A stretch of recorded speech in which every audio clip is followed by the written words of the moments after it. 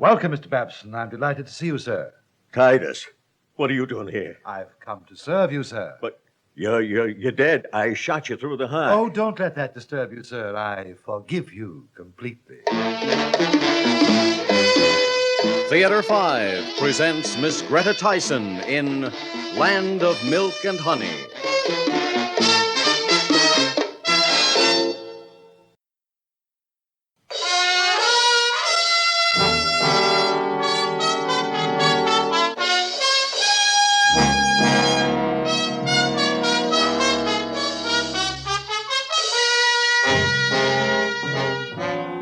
My name is Johnny Babson, and this is my story.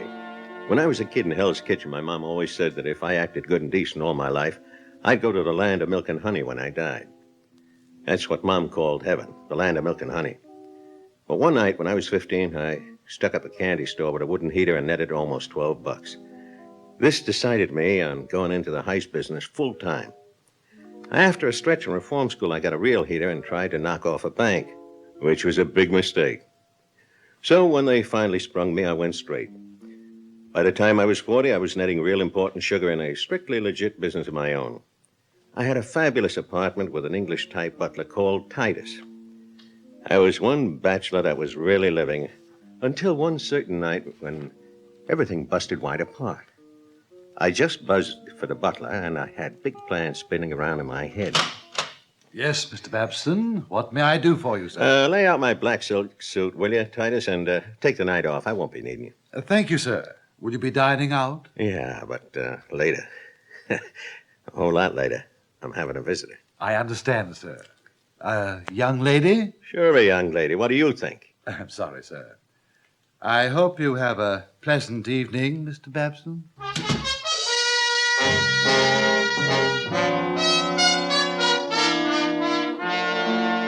Just before Titus went out, I recalled that he raised one eyebrow at me in a kind of funny way. But after I showered and got dressed, I forgot about Titus and began thinking about my expected visitor. Her name was Diana, and she danced in a line at a high-class club. And I was really flipped on her, because at her club they never hired clock stoppers with their shoulder bones sticking out. Anyway, the minute Diana got inside my front door, she had her arms draped around my neck. Oh, Johnny, this is wonderful. Aren't you glad your little kitten crept in? Oh, you know it, baby. All day I kept saying to myself, I'm going to Johnny's place tonight for the first time. I couldn't hardly believe it. Well, you better believe it, because it won't be the last. Hey, is this the mink coat you were so excited about over the phone? Oh, yes, Johnny. Isn't it sensational? It ought to be. It set me back the price of a custom-built rose. Oh, it's so wonderful. I don't know how to thank you. We'll talk about that later. Now, how about a nice long drink? I'd rather have a short one if you don't mind. Okay, there's a shot glass right down there in the cabinet. I'll get a bottle. You find it? Yeah, I see it. Holy Pete, look what I found down here with the glasses. Don't touch that, Diana. Just leave it there. But is it loaded? Yeah, I had a robbery last year, but don't worry. I got a permit for it. Kitten isn't worried, lover. She's just happy. Oh, that makes two of us, baby. Hold out your glass. This apartment, it's real swell. It's like living way up in heaven. Yeah, and you're my own private angel. Oh, Johnny, that's beautiful talk. It's just like poetry. When you look at me with those great big eyes, it's easy to talk like that. But all of a sudden, I don't feel like talking. Me neither. Oh, lover, your arms are so strong. Shh, just tilt your head up. Hey, what's so funny? I was just thinking about the look on his face if he caught me here alone with another man. Who are you talking about? My husband. What? You never told me you were married. You never asked me, lover. But you should have told me. I make it a strict rule never to do that. Do what? Romance another man's wife. But, Johnny, you love me, don't you? You know I do, but I don't want trouble. Now, you should have told me, Diana. Because, like I said, I make it a strict rule never to... There. Now forget about your old rules, will you, Johnny? Just hold me tight. Well, okay. But just this once. Nice. Diana! By George, I knew it! My husband! Your husband, Titus? Damn you, Mr. Babson! Now, wait. I didn't know Diana was your... Hey, put that poker Here, down. careful, Johnny. Here, take this. Use it. No, Use it, I said.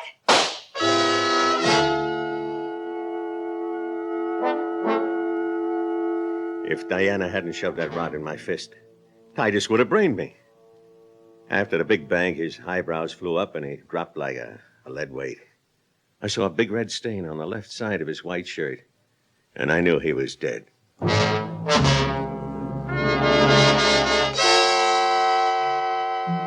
So that was my finish. After a lot of hocus pocus in the courtroom, my lawyer blew the defense and the judge gave me the chair. On the night before I was due to ride the Lightning, Diana came up the river to say adios. She acted real weepy, but she didn't feel any worse than me. Oh, Johnny. Johnny, are they really going to do it? Yeah, baby, they really are. Look, like I told you that night, I didn't know Titus was your... Anyway, I'm sorry. Don't be sorry, darling. I didn't love him. I love you. And I'll keep on loving you until we meet again somewhere. I don't think we'll meet anywhere, baby. Not with my record. I've stolen or romanced another guy's wife, and now I committed murder. I blew it real good. So much for Mom's land of milk and honey. Land of what, Johnny? Nothing. Kiss me goodbye, kid, and go on back to town.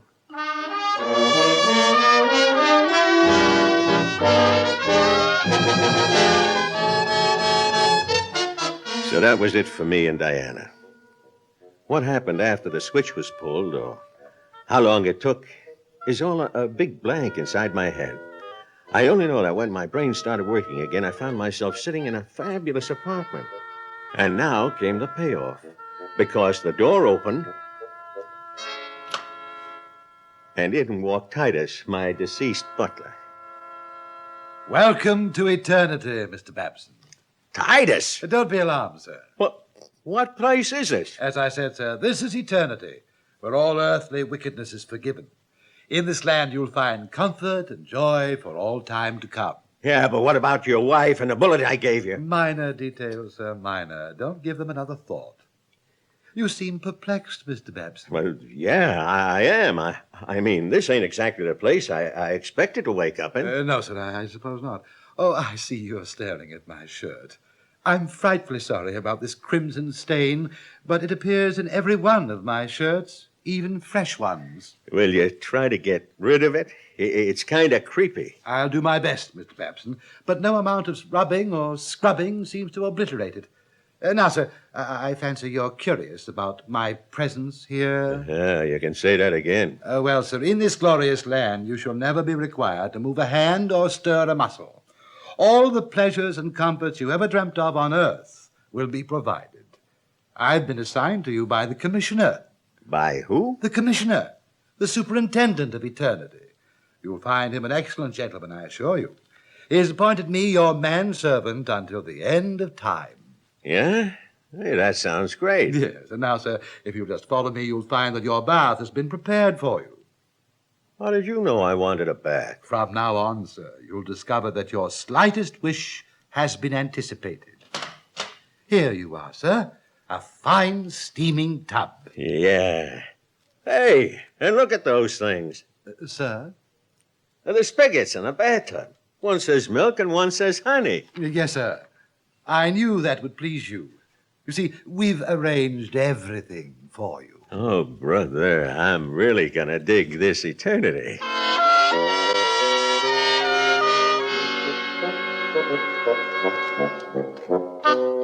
Titus wasn't kidding. I had everything.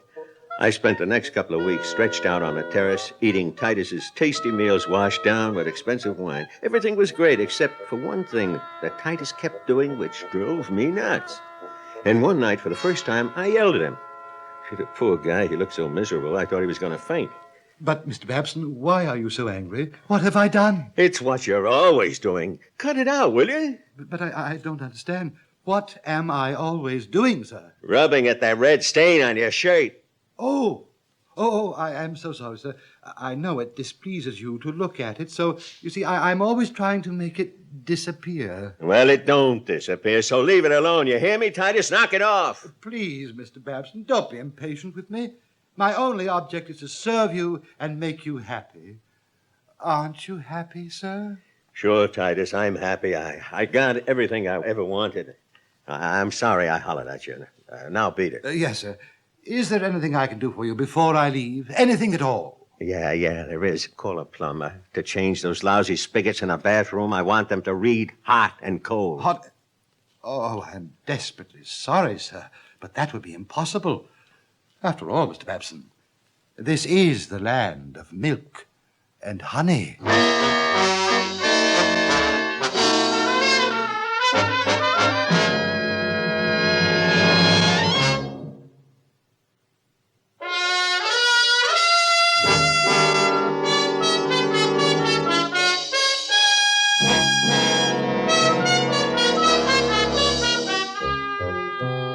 I guess it's hard to believe that any guy could get fed up with the life I was leading. But after 3 or 4 years, I was itching for a change of pace. Titus couldn't help me. So I decided to have a talk with the commissioner. And while I was thinking about it, he was standing right there in the room, polite, friendly, like a nice guy. You wanted to see me, Johnny? Yeah, if you can spare a minute. Oh, I can spare ages. What's up? Have you a complaint? Well, not exactly a complaint, Commissioner. I'm just getting a little bit bored, I guess. Don't get me wrong. I appreciate all you've done for me, but enough is enough. Ever since I came here, I never had to do any work, and that bugs me. I can't even work if I try. I started a small business last year, but it folded on account of no customers. Everybody's got everything. You don't need money, do you, Johnny? Money? For what? What's to buy? I got everything, including money. But what can I do with it? That's what I mean when I say I'm bored. I crave action, any type of action. I suppose that's true. I have it. Why not take up a hobby? I'm game. What kind of a hobby? Let me think. What about planting a vegetable garden? Does that appeal to you? Commissioner, right now, anything appeals to me. Then we'll begin right away. Come along, Johnny.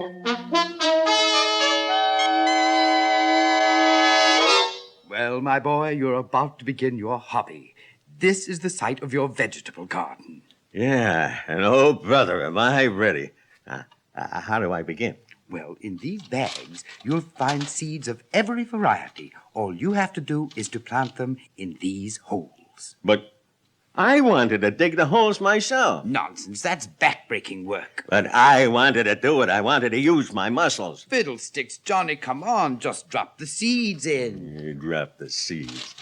Good, that's the way to do it. Oh, you're a born farmer. Yeah, Hey, what's going on here? Growth, Johnny. Mother Nature is working her magic. Yeah, but the plants are already shooting up. So they are. And the vegetables, they're ready to pick. Oh, but I didn't grow any. I didn't lift a finger. Of course you didn't. That's the whole idea of this land. I think it's a crummy idea. Really? Oh, I'm sorry. Perhaps another kind of hobby would have had more appeal. How about collecting stamps? There's a splendid hobby. Go back to your apartment, Johnny, and I'll see that you get a supply of stamp albums.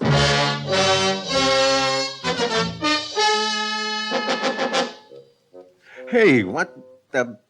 Oh, brother, wait till I get hold of that lousy commissioner. I'm right here, Johnny.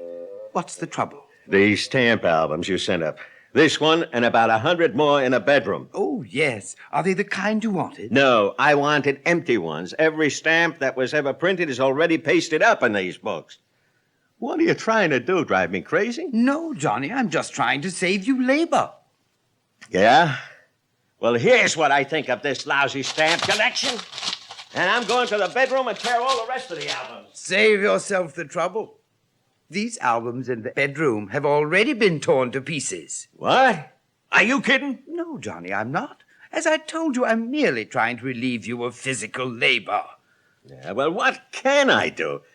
Think of something for me to do, will you? Well, now, let me see. Oh, I have it. A splendid idea that should please you very much. Yeah, what? The companionship of one woman, Johnny. Just one woman whom you can love and cherish. How does that sound to you? Not bad. Good boy.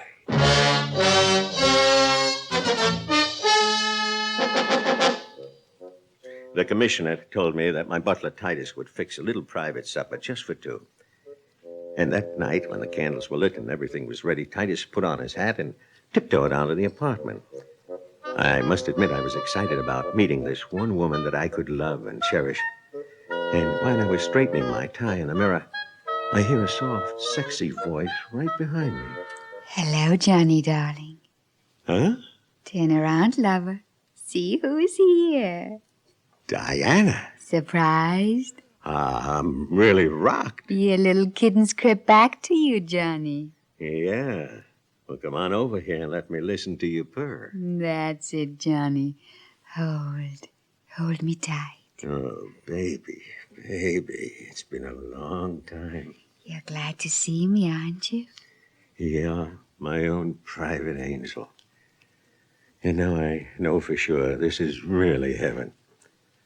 But I can hardly believe it. How did you get here? They sent for me, Johnny, because I was the one woman you wanted most on earth. Yeah, very smart, these people. But don't talk, baby. Just tilt your mouth up. Yeah, this is it.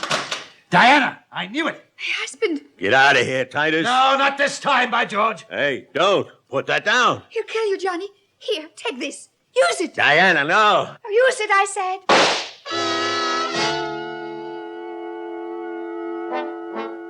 I staggered over to the sofa, mumbling out loud. How could I have been crazy enough to do such a terrible thing a second time? And in a place like this, how could they ever forgive me? And while I was mumbling, I felt somebody sit down beside me. And I looked around and saw it was the commissioner. Titus's body was gone, and the commissioner was grinning at me. Don't feel bad, Johnny.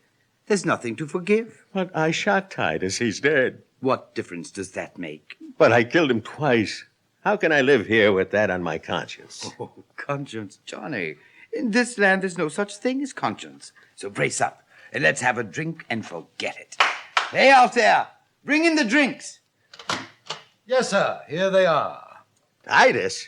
Oh, no, it can't be you. But it is, Mr. Babson. I'm frightfully sorry about this crimson stain on the opposite side of my shirt, sir. Never mind that. I killed you again. Good gracious, sir. Don't be disturbed about that. I forgive you. And since you've always desired my wife, she's yours to keep. Take Diana with my blessings and my best wishes. Oh, Johnny, isn't it wonderful? Now we'll be together forever. No, I don't want you. You're the cause of all my troubles. You're an evil woman. Johnny, darling. Get her out, Commissioner. Take her away. Johnny, my boy, get hold of yourself. Don't you realize that now you have everything you ever wanted? No, I've had it. I can't go on. Till the end of time, every single minute in this place is torture. But, Johnny! Ah, shut up. I hate this place. You hear me? If you think this is my idea of heaven, you're crazy. Johnny, what do you mean? Guess what I said. I wish I'd been sent to hell. You wish you'd been sent to... Oh. Oh, but my dear fellow, where do you think you are?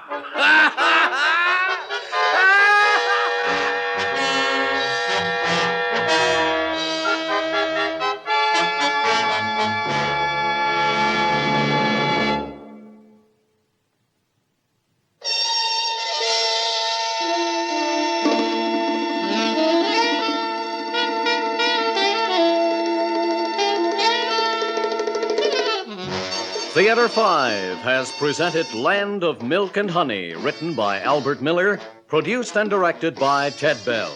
In the cast, Greta Thyssen, Danny Ocko, Ivor Francis, and George Lloyd. Audio engineers Marty Folia and Neil Pultz. Sound technician Ed Blaney. Script editor Jack C. Wilson. Original music by Alexander Vlastotsenko. Orchestra under the direction of Glenn Osser. Executive producer for Theater 5, Mr. Lee Bowman. We invite your comments. Write to Theater 5, New York 23, New York. That's Theater 5, New York 23, New York. This is Fred Foy speaking.